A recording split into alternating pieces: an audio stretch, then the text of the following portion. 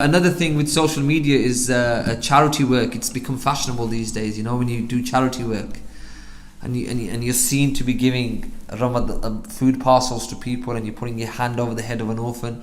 Just that one image that's taken and it's shared on social media, it gives that perception to the public. Oh, isn't that guy great? Isn't Brother Waseem amazing? And I always, when I have a chance, I want to clear myself from this. I said, don't look at those pictures and judge me by that. No, because on the day of judgment, it's going to be heavy for me.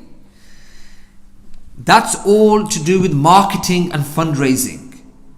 We have to take pictures to show people that we're giving them food so that people can give us more donations. If we don't show them that this is where your money's gone, and we are in Africa, Syria, Bangladesh, wherever, helping people, then nobody's going to donate to us. In fact, they're going to question us. These guys are stealing our money. They're spending our money in the wrong places. So we have to show them. But please don't conflate that with, isn't he such a great guy? I'm not a great guy. If you want to ask how great I am, seriously, you ask my family. And 9 out of 10 times they'll say, dad is, they'll give you a different story. So we need to work on not the public image. That's so easy to get through selfies and videos. That's easy. Work on your real image that you have with your families and your colleagues and your people who can vouch for you, who see you on a daily basis and who spend a lot of time with you. Especially when you travel.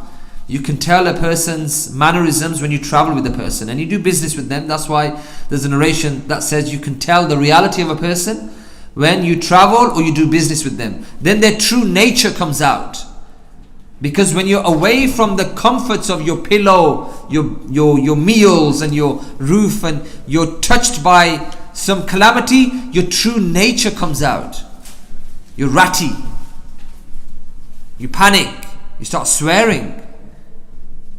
And that's important indicator to show you that when you're out of your comfort zone, that's when you need to look at yourself and say, you know what, I never knew I was that bad. Astaghfirullah. I got angry quickly here. I started swearing at this person here. So that's when you need to really test yourselves.